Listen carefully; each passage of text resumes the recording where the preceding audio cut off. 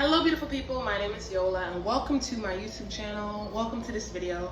By today's title, I will be talking about tips and advice that I have gathered since living here in Puerto Rico. I am going on my second year here, and these are the things that I've learned through trial and error, through meeting up with people, and through my own experience. So here I am to share some of my knowledge in hopes that it helps someone.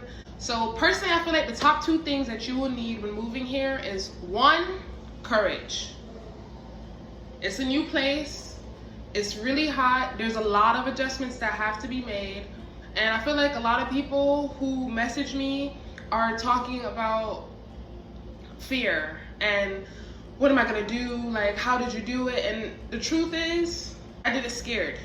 I gathered up as much courage as I could and I booked the flight and I got on the flight. So for me, number one is courage. Some of the things that are different here, just in case anybody doesn't know, is there's island time, meaning that time here moves differently. People are not always on time for things. They might say, hey, let's meet up at 3 o'clock when you guys are actually gonna meet up at 5. Now, did they mean to meet up with you at 5? Probably not, but with island time, you kind of get lost in the sauce a bit. You take more time to do what you have to do, and sometimes things just happen. But just know that if you guys are supposed to meet up, you guys will meet up. If you're supposed to have an event, the event will still be running. So relax, island time. Another thing that's different is business hours. Depending on where you live, some businesses close when they feel like it. So you might think, oh, I can do this thing on this day at this time because it says that it's open, and you might get there and it might not be open. It might not be. So there's just a few different differences. And I feel like the major difference that it took me some time to adjust to is your water can go at any time, your light can go at any time, and regardless of that, you have to be prepared. You have to just be prepared for something to happen. Not saying something bad, I'm just saying that things happen. Like the other day, my water was cut off for 6 hours or so. Even though I was able to use the bathroom early in the morning, I came back from a walk and I was sweaty, I wanted to take a shower, my entire water was cut off. And I'm like, it's an island thing. It's an island thing. You'll get used to it, you'll learn with it. I feel like there's a learning curve that occurs between the transition of wherever you once lived and then moving here to this island. Number two, you're gonna need some money. You're gonna need some money, especially being in Puerto Rico, you're gonna need some money. And this is for my people of color. If you are coming here and you intend to live here, come. Disclaimer, it may be difficult for you to find a job here as a person of color. And this is from my experience and me meeting multiple people of color who have moved and lived here, who struggled to find jobs here and ended up starting their own businesses or starting a craft or basically hustling in order to create a way for them to have money here. So if you come here and you think that you'll be able to find a job here, you may be able to.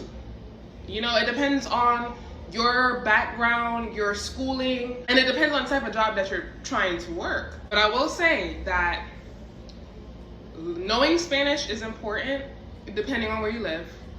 But majority of people who live in Puerto Rico speak Spanish, so I feel like it's important for you to know Spanish. A lot of the jobs here, they do not pay very much. You might get $8 an hour, okay? You might have to start you a business in order to get you some money, and that takes time too. It takes time for you to build customer. It takes time for you to brand yourself. Because I feel like another thing that's not really big here is social media. So you may think, oh, all I gotta do is post on Instagram, post on Facebook. I mean, I heard that Facebook works here a bit more than, like, I think Facebook is like the top social media that you could utilize here, but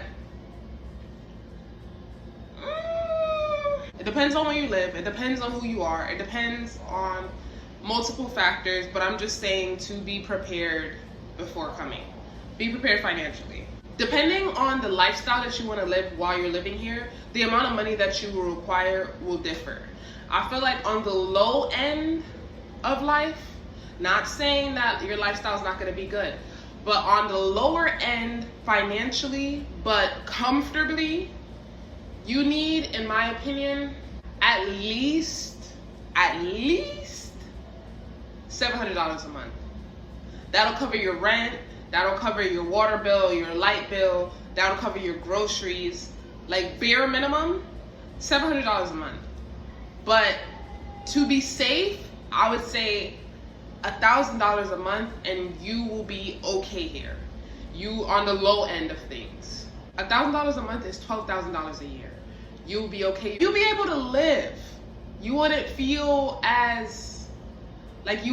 like you're struggling as much as if you come here and you do not have a job and you do not have any financial support. Now, if you are moving here or if you're coming here to visit, I suggest that you research the area in which you will be visiting. I know that San Juan is very popular, but there are multiple cities in San Juan. San Juan is like a grand space with a bunch of little cities in it, like Miramar, Condado. Like each place's prices differ.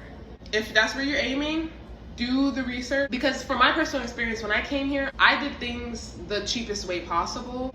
I have been told by other vacationers that the hotel life and the Airbnb life are equal. Some will say Airbnb is cheaper than the hotel. I'm not really sure, but do your research before coming if that's what you're interested in doing, if that's where you want to stay. I would say that transportation is another factor because it's hot here. You don't want to walk. You do not want to walk. I'm not going to lie to you. So be prepared to pour some money into your transportation, whether you're taking Uber, whether you're taking taxis, and people charge their prices. So I would suggest that if you're going to take a taxi, especially if you're going to take one from the airport to get around, or just take one in general, ask for the price before you get in that car. Ask for the price before you get in that car. Things here can be more pricey than other places. I've kind of adjusted to things being pricey, like your groceries might be more pricey, transportation might be more pricey, certain products that you're used to buying for a decent price might be double the price. Like everything is just, it's different. But the overall cost of living here is more cost effective. It's freer, it's calmer, slower, chiller, and you actually feel like you're living. Like I literally get up when I feel like it. I go on a walk to the beach. I literally touch sand, look at trees. I pick fruit off of trees. I come home, like rinse the fruit off, eat the fruit. It's just a different vibe. Now for housing recommendations, this is the topic that everybody wants me to talk about. Housing recommendations, I'm gonna start from the cheapest end and then I'm gonna go to the more expensive end. Personally, the cheapest thing that you can do here is stay in a hostel. A hostel is a safe, clean space. It's not a hotel, it's not a motel. There will be a big room with like 13 beds, something like that, 10 to 15 beds, and it'll be bunk beds. You will have a one bed, but there will be a bathroom that'll be, you know, open for everybody to use. It's usually, based on my experience, the bathroom is really well kept at the places that I've been in. So there's like a bathroom that everybody uses, and there's usually a kitchen and then like a living room area where people can lounge. It's a good way to meet travelers. Based on my experience, that's how I met a lot of travelers here, is through hostels. The hostels that I stayed at here, I stayed at a couple different ones, and I did research online. So the average cost for the hostel for a bunk bed is $25 a night. $25 a night is one of the best prices here.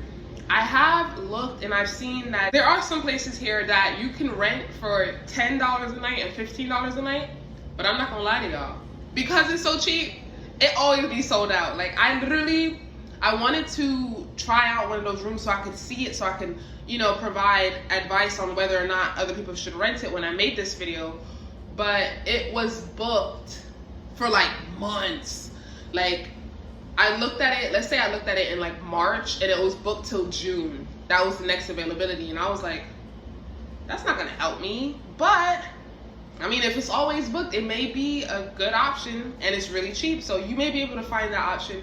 But the next best option, and an option that is usually open and available consistently, because people are always canceling, and some people don't really know what a hostel is, so they'll book a hostel, show up, and then be like, this is not what I thought that I was signing up for. That's the cheapest end of things.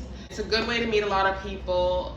The area is generally clean, the covers are clean, they provide towels, and they provide a space where if you're somebody who's trying to be cost effective, you buy your groceries, you bring your groceries in, there's a fridge available, you cook, and you'll be able to live comfortably, meet other people. If you are a solo traveler and you want the opportunity to meet other people who are like you, who are around your age, I feel like in the hostel, the ages do vary. Like, there were people younger than me, people my age, people older than me, but the similarity is that we were all traveling. Some people are here for a week, some people are here for 2 weeks, some people are here for a month, and so on and so forth. People from all over the world, let me tell you this, people from all over the world are staying in hostels. So you can go to a hostel, meet a person from Argentina, meet a person from Colombia, meet a person from London, meet a person from Denmark, and they're all just trying to see more of the world. So if you'd like a way to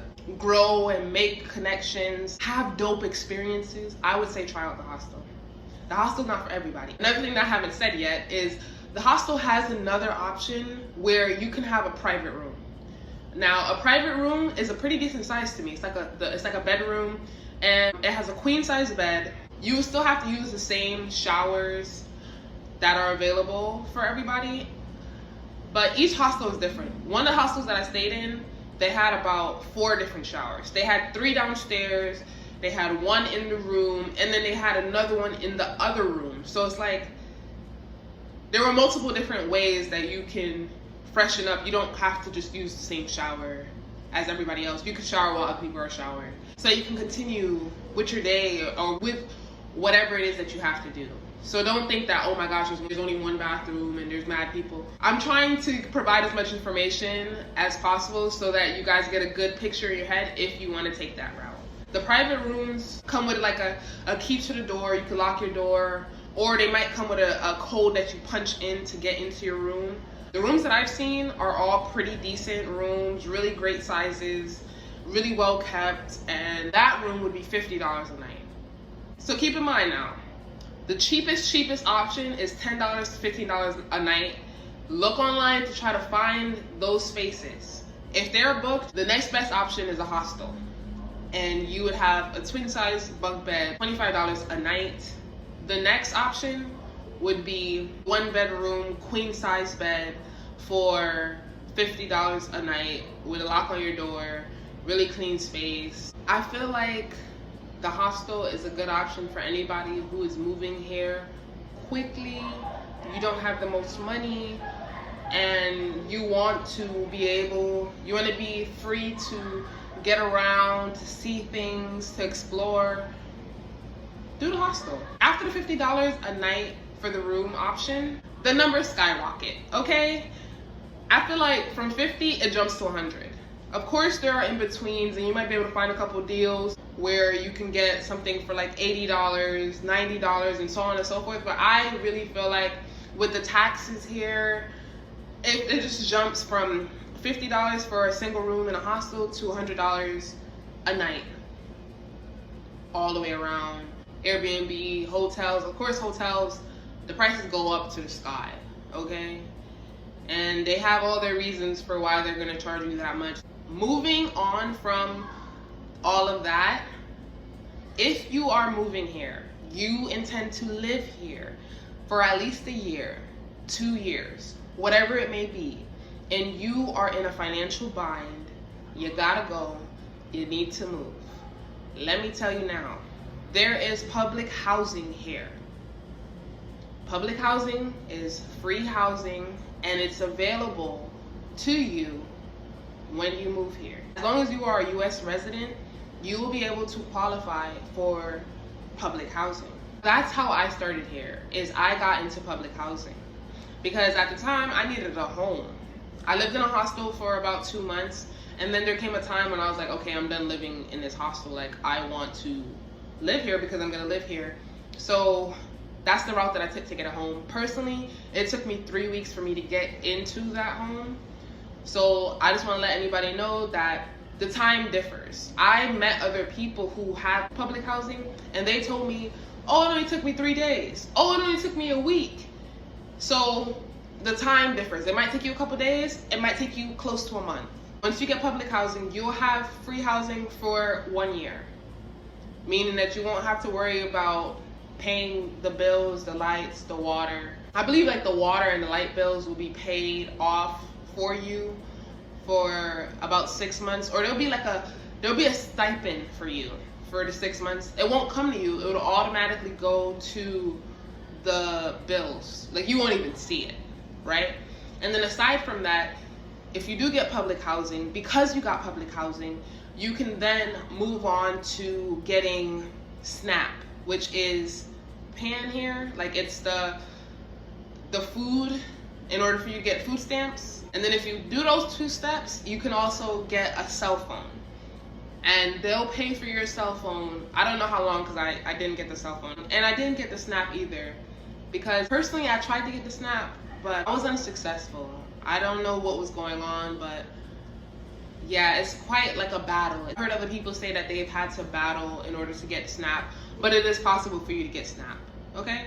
If you need to take that route, just know that there's public housing. I would suggest that you research which area you want to live in and then look for the public housing in that area. You'll have to personally go to the office, and then you have to go and retrieve various documents. You have to get like a background check and a couple other things. I don't remember all of them, but basically it's like 4 important documents that you have to gather. And you have to make sure that you have your social security, make sure you have your identification, make sure you have, I think, maybe 2 identifications. If you do not qualify for that option, but you want to look for apartments, the website that everybody recommends, I tried to use it, is Clasificados. Clasificados is like it's the search engine for like almost everything. Like, if you're looking for furniture, people are putting their furniture up on Clasificados. If you're looking for housing, look on Clasificados. It'll show you what available housing there is, the address, number to contact the person, and so on and so forth. The last thing that I can say is that housing differs per city. Depending on where you live, your housing may be higher than if you live somewhere else. If you live in San Juan, you may pay $750 for a 1 bedroom. It might even be a studio, depending on the person who's renting the house. Now, I live on the West Coast, and on the West Coast, housing is cheaper. And I live like in the middle of the West Coast, but I heard that up north is even cheaper than where I am. I hope that all of this information is very useful. I hope that it helps you on your journey to moving here. I hope that it gives you a bit of insight into the lifestyle of Puerto Rico, the cost of Puerto Rico, and yeah. Thank you guys so much for watching this video, and I will see you guys in my next one. Peace.